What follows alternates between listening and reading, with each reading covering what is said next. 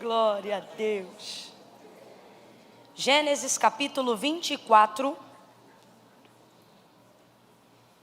versos de número 12 em diante. Deus abençoe o ministério de louvor dessa casa, viu? Meu Deus do céu. Irmãos, tem gente que canta, mas tem gente que leva a gente a adorar, né? E é isso que o ministério de louvor e adoração dessa casa faz. Deus abençoe as irmãs, os músicos. Deus abençoe. Deus abençoe a sonoplastia dessa igreja. Vocês são top. Ai, é meu sonho. Tem hora que me dá uma de Martin Luther King e eu fico, I have a dream. I have a dream. O sonho que eu quero dizer é tipo, que eu queria que toda a igreja entendesse que a sonoplastia, e essa aqui, óbvio que já entendeu, por isso que eu estou aqui dizendo que meu sonho era compartilhar isso em cada lugar que eu fosse. Como, irmãos, esses rapazes ali são importantes. A Bíblia diz que a fé vem pelo ouvir. E eles são uma ponte de conexão extremamente importante.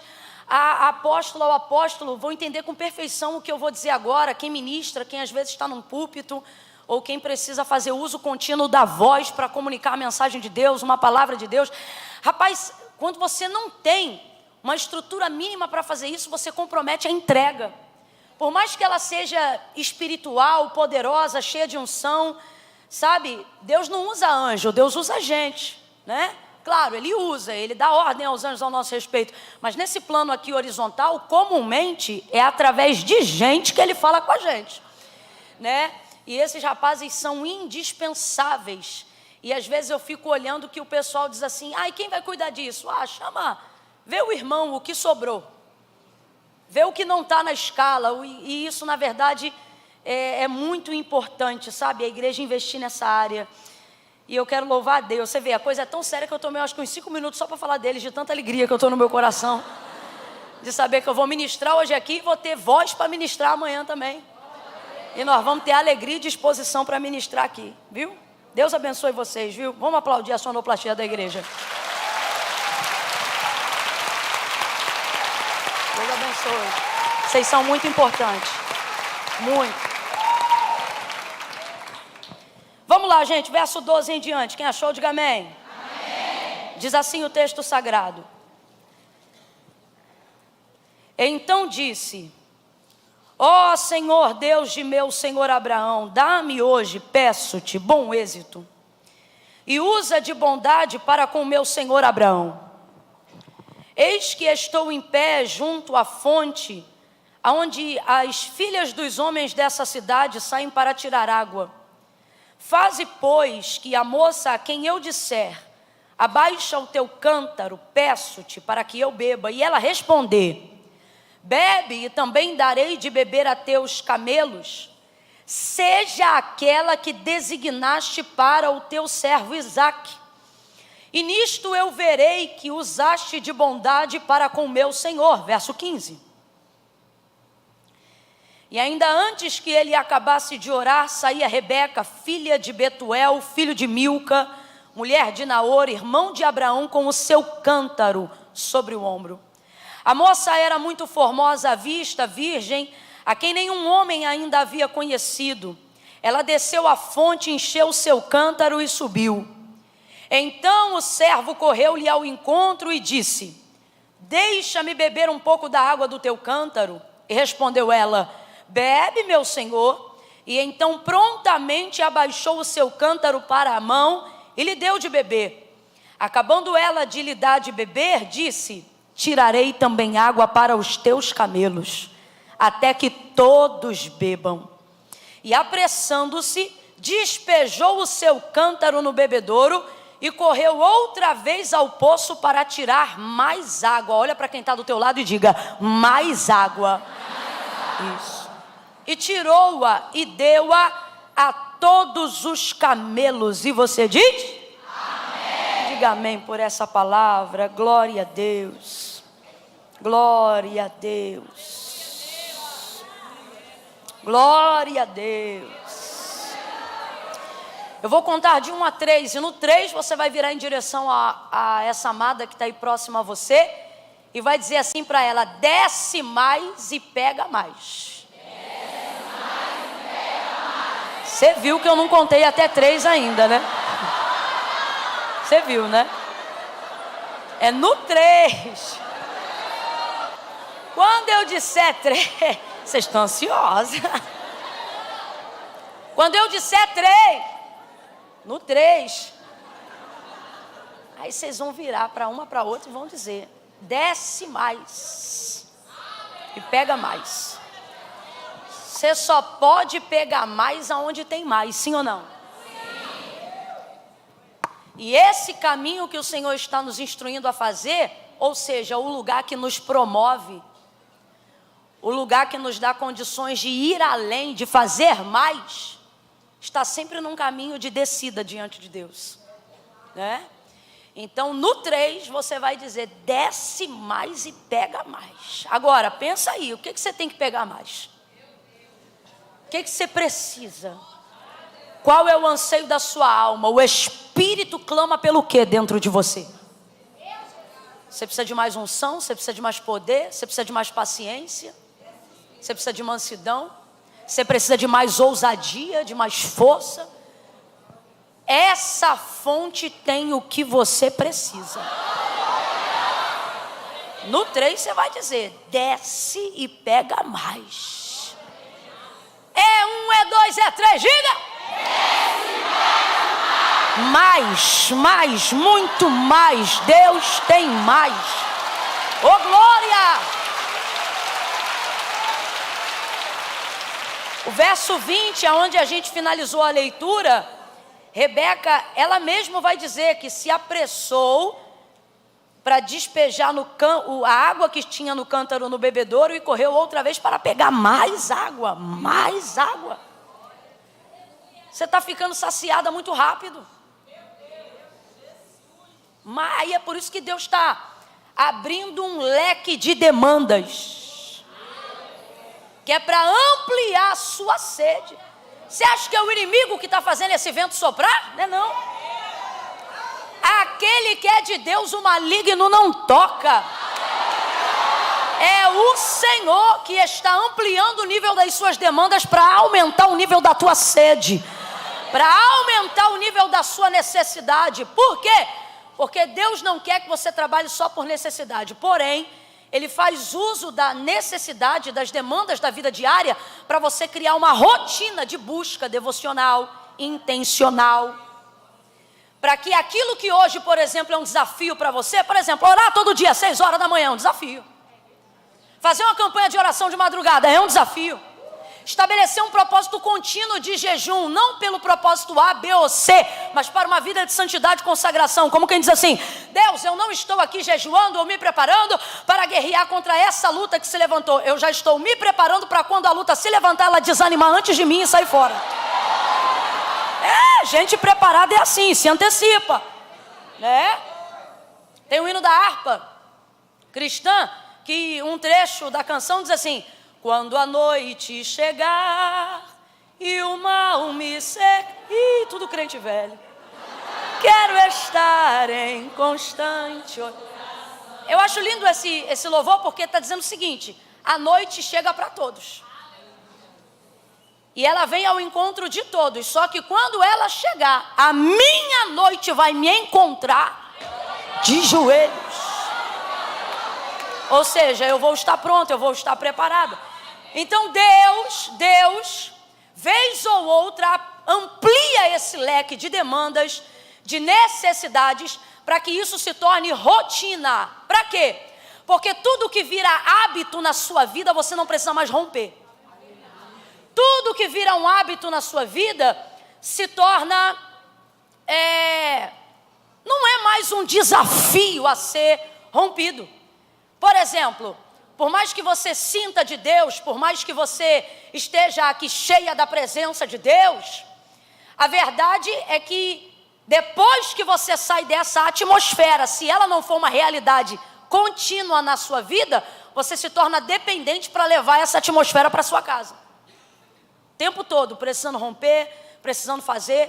Agora, a vida de quem tem realmente hábito de busca, ela é de fato uma vida diferente. Ela é de fato uma vida diferente. Mas até a gente conseguir romper isso, Isso é um desafio. E uma das maneiras de Deus fazer-nos romper essa área é nos dando demandas que consideramos impossíveis. Só que quando rompemos esse nível, aquilo que outrora era um desafio se torna um hábito. Completa para mim, por favor. Aquilo que era um desafio se torna um? Deus não quer que hábitos que nós já deveríamos ter se tornem desafios a vida toda. Então ele dá uma empurrada mesmo, faz nascer de vez em quando Pérez, né, que significa aquele que rompe. Faz uma demanda, criar aí, como é que chama aquelas dores que a grávida sente? Contração? Faz ter contração, faz ter dilatação, para que aquilo que durante a sua vida toda foi um ciclo de frustração, se torne um desafio rompido, vencido. Agora é um hábito. Para quê? Para que demônios que outrora te atrapalhavam não te atrapalhem mais.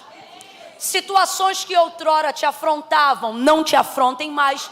Porque Deus quer te levar para outro nível.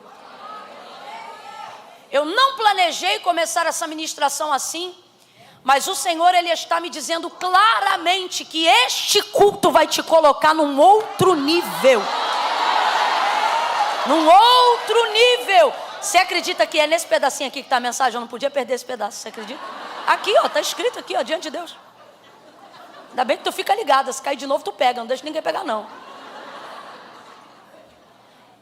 Depois desse culto você vai para um outro nível. Por quê?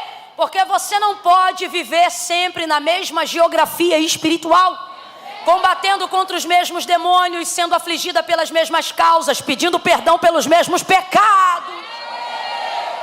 Você precisa romper. Você precisa romper. E foi para isso que o Senhor nos trouxe. Poder para quê? Para romper. Fogo para quê? Para romper. Glória para quê? Para romper. Olha o que Jesus disse. Antes dele ser assunto aos céus, antes mesmo dele ser crucificado, ele liberou uma palavra sobre os seus discípulos. Ele disse assim: e eu vos dou poder. Veja, a palavra é declarada pela boca do próprio Filho de Deus. E eu vos dou poder. Mas eles não receberam naquela hora o poder, receberam naquela hora a palavra. Camille, dá no mesmo? Dá se você entender a palavra. E eu vos dou o poder. Poder para pisar serpentes e escorpiões. Poder para determinar a paz sobre uma cidade. E poder para retirar a paz dessa cidade, se vocês não forem bem recebidos lá. Poder para pisar serpentes e escorpiões e todas as obras da malignidade. Eu vos dou o poder de forma que vocês poderão até comer coisas mortíferas e elas não lhe farão dano algum. Só que esse mesmo Jesus vai dizer para eles: ficai em Jerusalém, até que do alto sejais revestido de poder. E engraçado que a ordem cronológica é exatamente essa. Ele libera poder primeiro e depois manda ficar em Jerusalém, até que do alto sejais revestido de poder. O que ele está dizendo? Eu estou liberando a palavra, e quem vai confirmar, quem vai manifestar o poder sobre essa palavra é o Espírito Santo. Por isso ele vai dizer: eu vou para o meu Pai, mas não vos deixarei só. Não ficarão órfãos, enviarei o outro, o Consolador, e Ele estará convosco todos os dias até a consumação dos séculos. Não só apenas para consolar, mas para revestir de poder. Atos dos Apóstolos capítulo 2, Jesus Cristo agora já foi assunto aos céus, em Atos capítulo de número 1, e agora a igreja se reúne continuamente num hábito de oração. A igreja se reunia sistematicamente, o texto diz que eles oravam todos os dias. Todos os dias.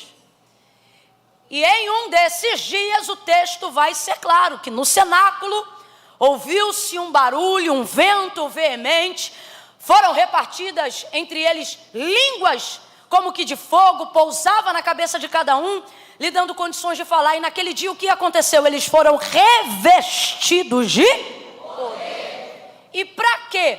Para manifestarem aquilo que Jesus deu a eles, poder para manifestar, para serem testemunhas de um evangelho de poder. Então perceba a preocupação de Jesus Cristo: eu vos dou poder, mas ficai em Jerusalém, até que do alto vocês sejam revestidos desse poder, porque não tem coisa que envergonha mais o evangelho do que um crente sem poder. Não tem coisa mais triste do que ver uma pessoa que tem Jesus na boca, mas não tem na vida. Não tem coisa mais decadente do que ver técnica, retórica, oratória e uma incoerência gigantesca diante daquilo que a gente sente, diante daquilo que a gente ouve, diante daquilo que a gente percebe. Quem aqui já deve talvez ter tido essa experiência, ouvir um louvor extraordinário, com uma voz extraordinária e não sentiu nada? Falta às vezes revestimento de poder. Então por que essa necessidade do hábito? Para desenvolver a busca. Para que através desta busca nós possamos ir para um novo nível. Eu não sei se você está entendendo, mas Deus te trouxe aqui nessa noite para dizer: meu convite para ti é para te levar para um novo nível. Meu Deus, segura minha mão, Maria, segura minha mão. Segura a mão de alguém aí agora, segure com poder. Faça essa pessoa perceber que você não veio fazer uma social hoje aqui não. Faça essa pessoa perceber que ela se assentou ao lado de uma mulher de Deus, de uma profetisa do Eterno. Segurando a mão dessa pessoa, oh aleluia, aleluia, aleluia, aleluia. Diga para ela: depois de hoje vem um novo nível.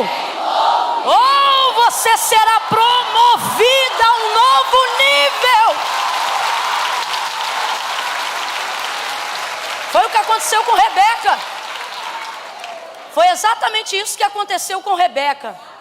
Agora, entenda de que forma que isso aconteceu com Rebeca. Primeira verdade, só para a gente contextualizar aqui e entender. Abraão tem uma promessa dada por Deus desde Gênesis capítulo de número 12. O que o Senhor prometeu a Abraão foi que ele seria pai de uma grande nação. É interessante porque na verdade Abraão não teve muitos filhos, teve dois. Um que Agar lhe deu e outra que Deus deu a Sara e a ele.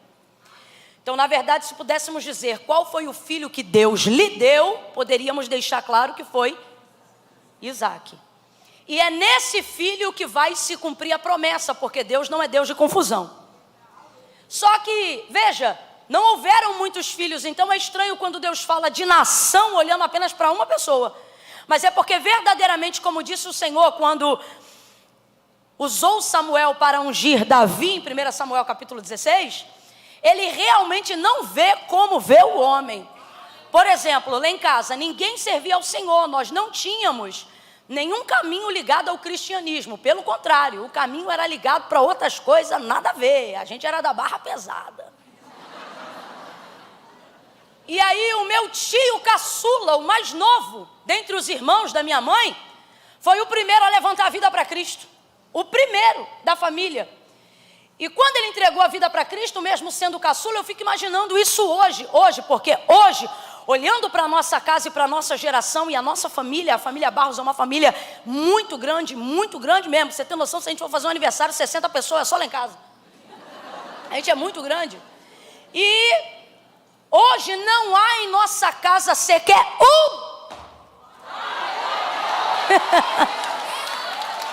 que não conheça o Senhor e não o reconheça como único e suficiente Salvador. Mas na época que meu tio levantou a mão para Cristo, nenhum de nós tínhamos nenhuma ligação com qualquer vertente do cristianismo, seja ela qual fosse.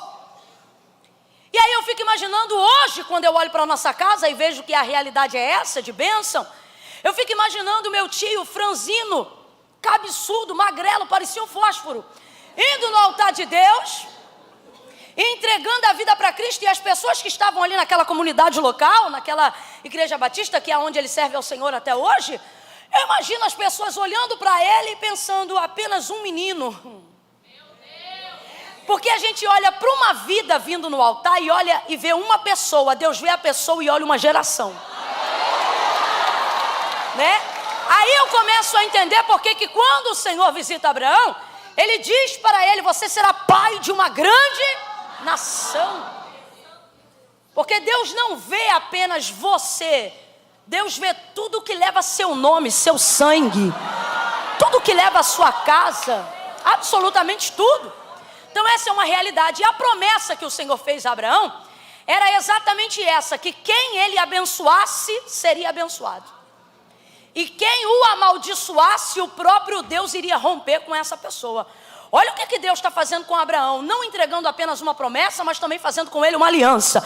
Quando a gente olha para Gênesis 12, a gente vê Deus dizendo o que é para ele: Abraão, sai da tua casa, da tua terra, da tua parentela, vai para uma terra em que eu vou te mostrar, farei de ti uma grande nação. Aí ele diz: abençoarei os que te abençoarem e amaldiçoarei os que te amaldiçoarem.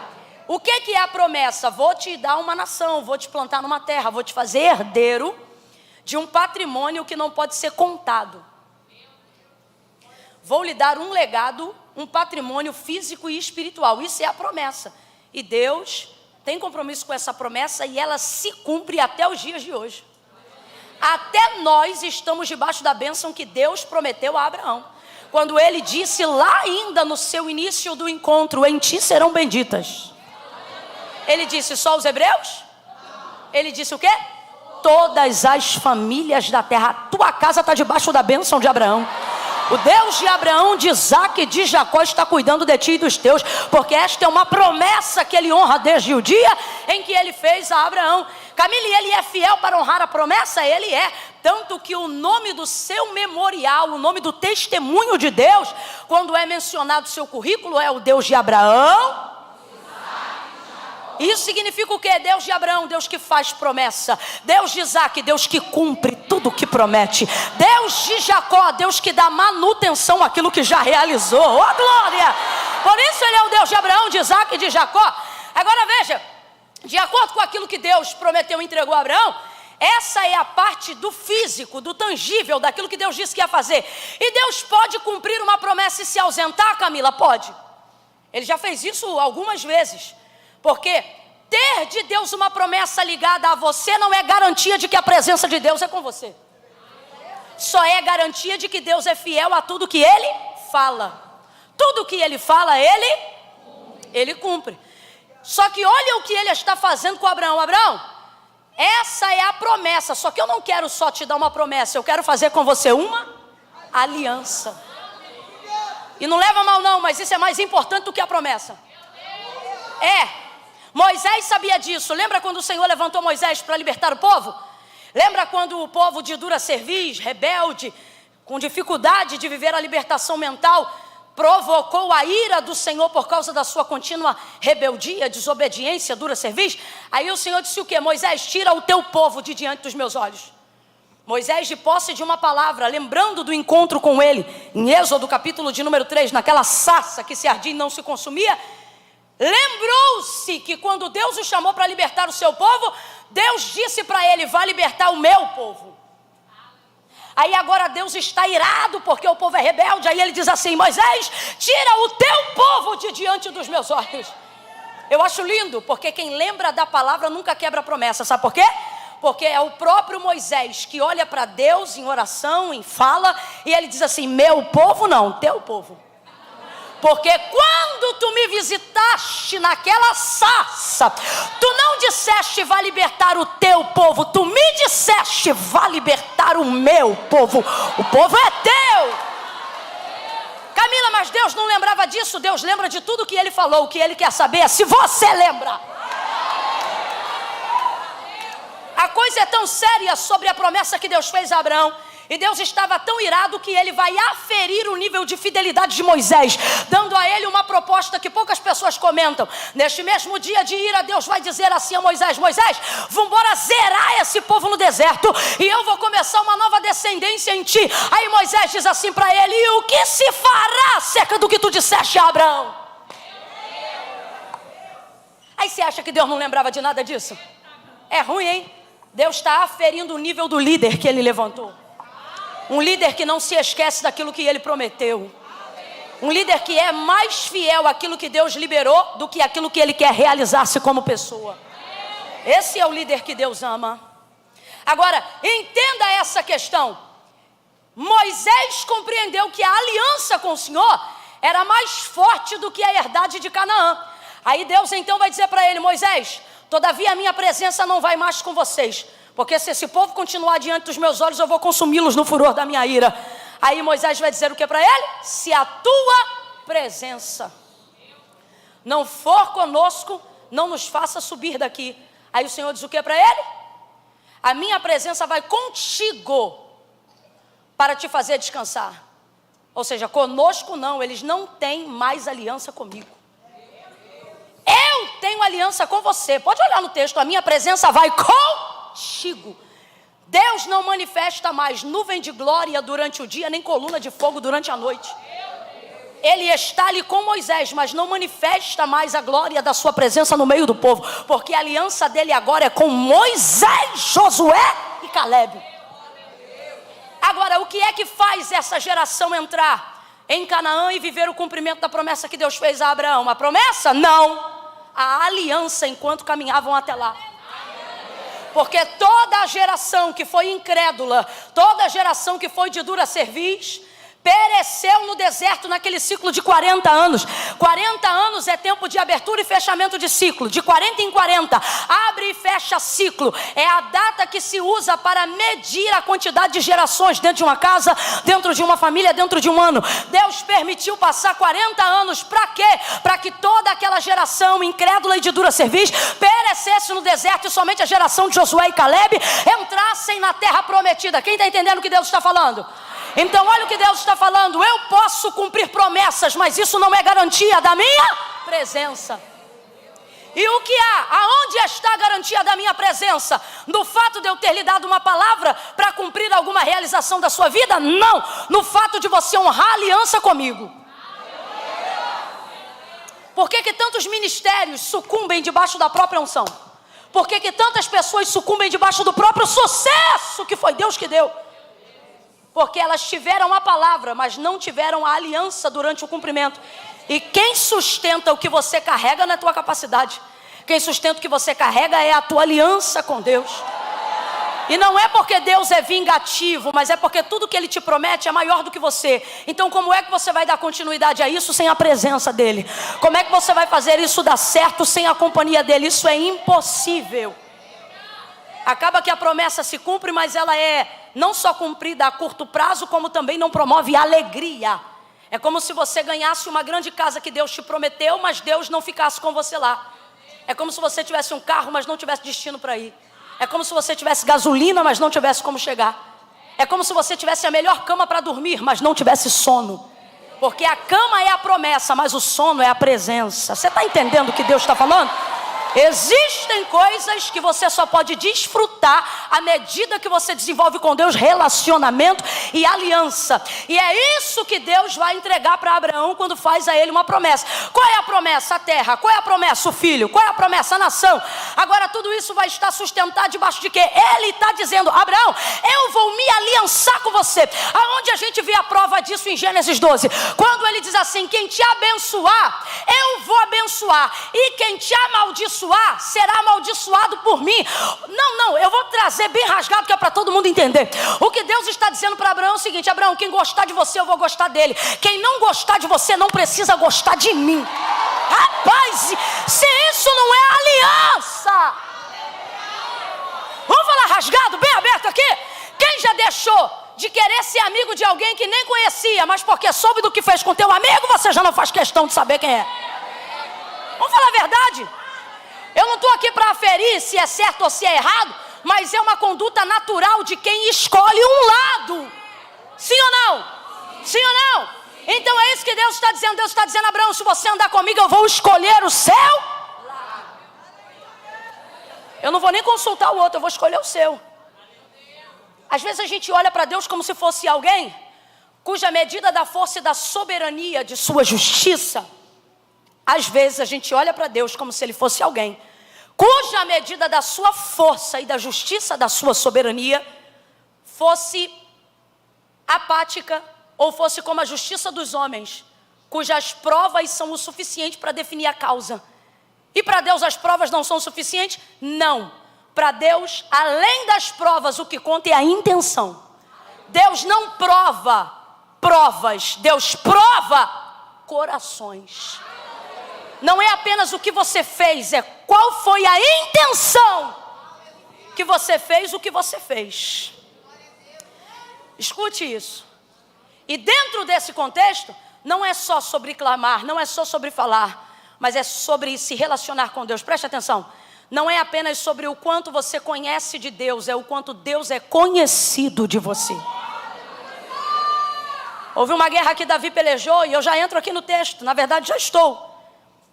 Houve uma guerra que Davi pelejou, e em um dos seus salmos ele vai salmodiar essa batalha, ou contra os amalequitas, ou contra os midianitas. E ele vai dizer que prevalecendo Israel contra o exército, vendo o exército inimigo que Deus era com Israel, o texto vai dizer assim: até Deus eles clamaram, mas não houve no céu quem os ouvisse. Então veja, ouça isso. Quando eles viram que Deus era com Israel, até o inimigo clamou Deus de Israel, reconhecendo que ele era Deus no meio daquela guerra. Mas o texto diz: não houve no céu quem os ouvisse. Não houve no céu quem os ouvisse. O que Deus está dizendo? Não basta me conhecer, tem que saber se eu te reconheço.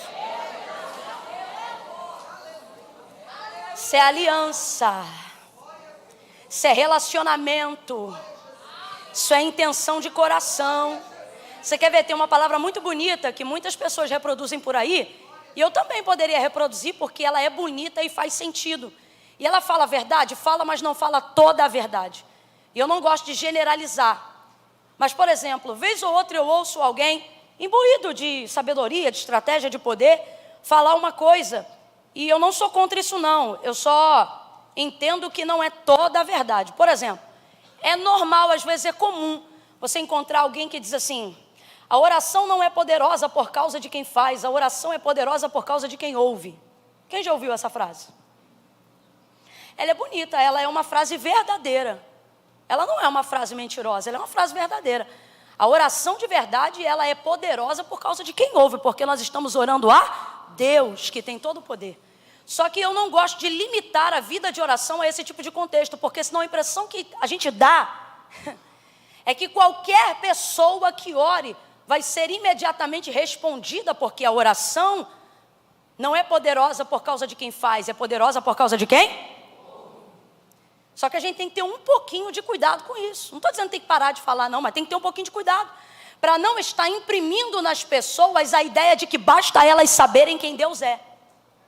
Porque foi o próprio Jesus em João 15 que disse assim: se vós estiverdes em mim, e as minhas palavras estiverdes em vós, pedireis o que quiserdes e será feito. Então presta atenção, olha o que ele está dizendo: não basta vocês estarem em mim, eu preciso saber o quanto eu estou em vocês. Olha o que ele diz: meu pai é o agricultor, eu sou a videira, vocês são as varas. Toda vara que estando em mim, essa dá muito fruto, porém eu podo para que ela possa dar mais fruto. Todavia, toda vara que estando em mim, ou seja, a vara que não dá fruto também está nele. Porém, toda vara que estando em mim não dá fruto, essa eu corto e lanço no fogo. Então presta atenção, a videira é uma só. Completa aí para mim, a videira é uma? Só. A videira é uma? Só. Só que ele está dizendo, na mesma videira tem dois tipos de vara. Quando você rega o tronco da videira, tem como ele escolher qual é a vara que vai ser regada? Não, você regou o tronco, vai ter vida em toda a vide. Sim ou não? Sim ou não? Vocês estão entendendo?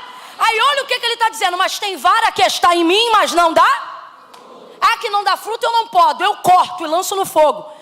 Eu só podo para que haja crescimento naquela que já dá fruto. Então a primeira pergunta que você tem que fazer é: como é que ambas as varas estão na mesma videira, sendo nutridas da mesma forma, mas só uma parte dessa vara dá fruto?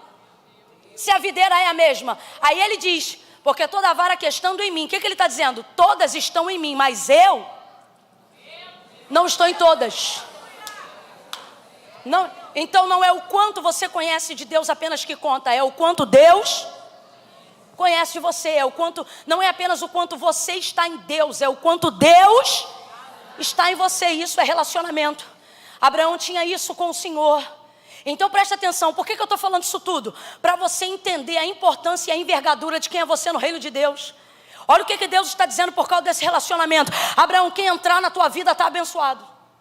Abraão tinha tanto poder, tanta autoridade, tanta legalidade espiritual do reino de Deus aqui na terra, que o Senhor disse: aonde você pisar, essa terra é sua. Abraão tinha tanto poder, tanta legitimidade, tanta autoridade, que os reis da terra, que já eram ricos antes dele chegar, perguntavam para ele: quanto que eu posso te pagar para você sair daqui? Porque se você ficar aqui, você vai dominar sobre tudo, inclusive sobre mim e sobre a minha casa, porque nós vemos que Deus é com você. Não há limites para Deus te abençoar. Veja isso. Agora, entenda, isso que nós estamos falando é tão verdade, tão verdade, tão verdade, que Agar não estava no plano de Deus para Abraão. Mas porque Sara não vigiou e pediu a Agar para se deitar com Abraão e nasceu Ismael, o que Deus teve que fazer? Está lá, em Gênesis 22, Gênesis 21. O que Deus teve que fazer? Deus disse: Abraão, não temas, porque ele também é da tua descendência, então eu vou cuidar. Olha, eu também vou cuidar do teu filho, e o texto diz, e da tua serva. Então olha isso, uma pessoa que estava completamente fora desse plano, vai agora também se tornar parte de uma nação, que inclusive está lá entre os palestinos fazendo guerra até hoje, mas é fato, se tornou também uma nação, só porque entrou dentro da linhagem de Abraão. Aí você começa a entender agora por que ele vê Isaac com 40 anos de idade e pega o mordomo Eliezer, o servo mais antigo da casa, coloca a mão dele debaixo da sua coxa na juntura e faz Eliezer jurar para ele que vai trazer uma esposa segundo o coração de Deus, uma esposa dentre a casa dos seus pais, uma esposa, porque ele entende. O que ele está querendo dizer, Eliezer? Qualquer um que entra debaixo da minha sombra, Deus não consulta se vai abençoar. Deus abençoa, Deus libera. Então eu preciso ter cuidado. Olha para quem está do teu lado e diga: você precisa ter cuidado. Diga, você precisa ter cuidado. Você precisa selecionar as amizades que você tem, as pessoas que entram na tua casa, as pessoas com quem você se relaciona. Ah, Camila, mas a Bíblia manda ter paz com todos. Paz é com todos, comunhão é critério. Tem que escolher, tem que definir quem entra, quem se assenta ao redor da sua mesa, quem visita a sua casa, quem é que vai estar em todos os seus aniversários. Deus não consultava, ele abençoava qualquer pessoa que Abraão abaixasse a guarda, porque essa é a promessa. Então agora ele faz: Eliezer, me promete que você vai trazer de lá uma esposa para o meu filho. Mas e se ela não quiser vir comigo? Devo eu levar Isaac para lá? Não. Se não tiver alguém à altura dele, ou seja, se a moça não quiser vir, não traz ninguém, porque ele já aprendeu. É melhor esperar do que queimar a largada. Você diz aí, você que está solteira, vou falar. Ai, Camila, estou esperando há muito tempo. Do jeito que tá, não dá não.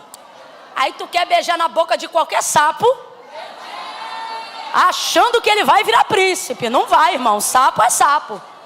Isso não é história da Bela Adormecida, da Cinderela, isso é história da vida real. Ah, mas é que eu estou esperando. Quanto mais você espera, menos tempo você tem para errar. Então você precisa valorizar o tempo da sua espera. 40 anos que Isaac tinha e era homem, e ainda não havia se casado com ninguém, porque aquilo que ele carregava era muito grande. Quantas vezes a gente compromete o plano de Deus por causa de uma necessidade fugaz?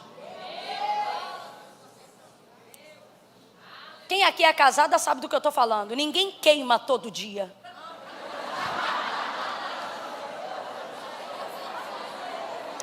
As casadas me respondem aí, estou mentindo? Não. Ah, estou ardendo em amor. Todo dia, de segunda a sexta, me diz o que é que tu está tomando, que eu quero tomar também. Não vem que não tem, minha filha.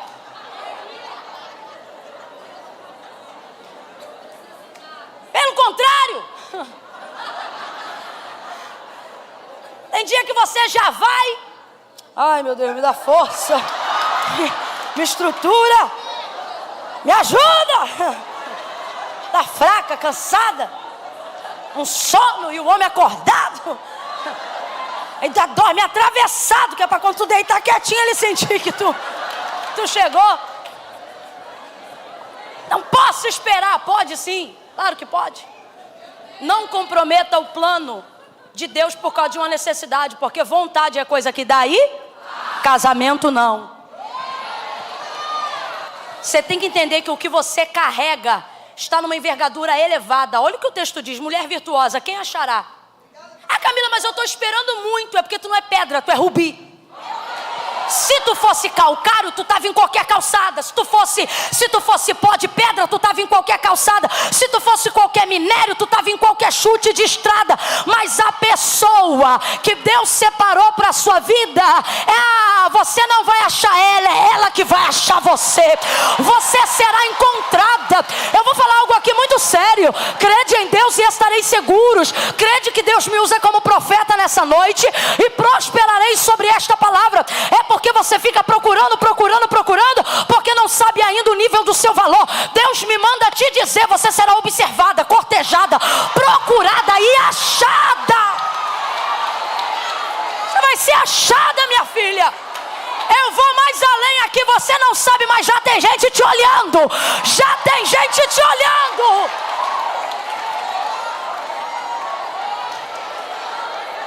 Se você souber tudo que a sua vida envolve, se você souber o peso da bênção que está sobre a sua casa, você não vai se envolver com qualquer pessoa.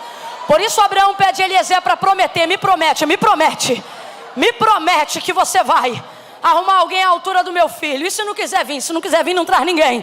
Mas só traga quem você vê que é de Deus para o meu filho. Tá bom. Aí ele chega lá, aonde estão as mulheres daquela... A cultura daquela época são as mulheres pegarem água mesmo. E aí ele chega lá junto à fonte da cidade, onde as filhas dos homens saem para tirar água. Ele vai fazer uma oração. Ele está debaixo da direção, mas mesmo assim ele vai fazer uma oração. Nunca se confunda em achar que porque você está debaixo de uma palavra não precisa orar. Com todo carinho, olha para quem está do seu lado e diga: não seja boba. Quanto mais palavra de Deus você tiver, mais você tem que orar. O homem está debaixo da direção de Abraão. Foi liberado por Abraão. Mas quando ele chega no lugar onde as filhas dos homens saem para tirar água, ele vai fazer uma oração e vai fazer uma prova com Deus. Senhor Deus de meu senhor Abraão, faça com que a moça, faça com que a moça que vier aqui seja aquela. Eu vou reconhecer que o Senhor escolheu a moça para o filho do meu senhor Abraão. Se ela, ao chegar aqui e pegar água, ela der de beber a mim quando eu pedir, e ela decidir dar de beber aos meus camelos, ou aos camelos, sem que eu peça. A primeira parte do sinal não é difícil. Se eu pedir, é provável que ela dê. Agora, ela decidir saciar 10 camelos que acabaram de chegar de viagem, cada camelo é saciado depois de viagem com 1000 litros de água cada um. O texto diz que Rebeca chega no poço com um cântaro sobre o... Não é uma caixa d'água nas costas. Ela chega com um cântaro sobre o ombro. Todo cântaro que uma moça carrega sobre o ombro, ele vai de 15 estoporando no máximo 20 litros. Quem já viu aquele galão grandão de 20 litros que a gente vira no bebedouro? Por isso que eu digo que eu acredito que é de 15, por causa do peso do barro. Então ela deve ter um cântaro aí de aproximadamente 15 litros de água no máximo eu imagino. Vem ela, enquanto ele está orando, vem ela vindo. É isso que acontece quando você tem uma palavra e começa a orar. Está ele orando e fazendo a prova com Deus. Agora, se é prova com Deus, ele está fazendo isso só no pensamento. Então responda para mim, ela está ouvindo a oração? Ela sabe o que ele está falando? Não, é segredo. Entre ele e Deus. Está ele orando, aí olha o que o texto diz. Não tendo ele acabado de orar. Porque quando você está debaixo de uma palavra e você ora, você é interrompido na oração pela resposta. Não, você entendeu? Você entendeu? Se você hoje aqui está debaixo de palavra, ainda antes desse culto terminar, quando nós liberarmos aqui a oração que Deus colocou no nosso coração para fazer hoje aqui pelo Espírito, não tenha dúvida, tem telefone que vai tocar ainda antes de dar o amém dentro do culto. Você será respondida. Olha para quem está do teu lado e diga assim: tua bênção vai interromper tua busca. É Deus dizendo: enquanto você está me buscando, eu vou te assustar. Qualquer horinha dessa, qualquer hora dessa, você vai tomar um susto. De vez em quando Deus faz isso. O que é, Camila? Ele faz o que você está procurando te achar. Entendeu? Às vezes ele faz isso. Maria, João capítulo 20, ela foi procurar Jesus, mas quem achou ela? Porque foi ele, que ela pensava que era o jardineiro, que olhou para ela e disse: mulher, por que choras? Ela disse: porque roubaram meu senhor e eu não sei onde o puseram. Tu sabes onde o puseram? Aí ele não fala nada, ela vira as costas. Aí ele diz: Maria! Ela diz: Rabone! Como quem diz: é o senhor! Agora diga para mim, foi ela que chamou ele ou ele que chamou ela? Mas quem estava buscando ele? E quem achou ela? Oh, meu Deus do céu! Sacode alguém de novo e diga: o que você está buscando vai achar você. O que você está buscando vai achar você.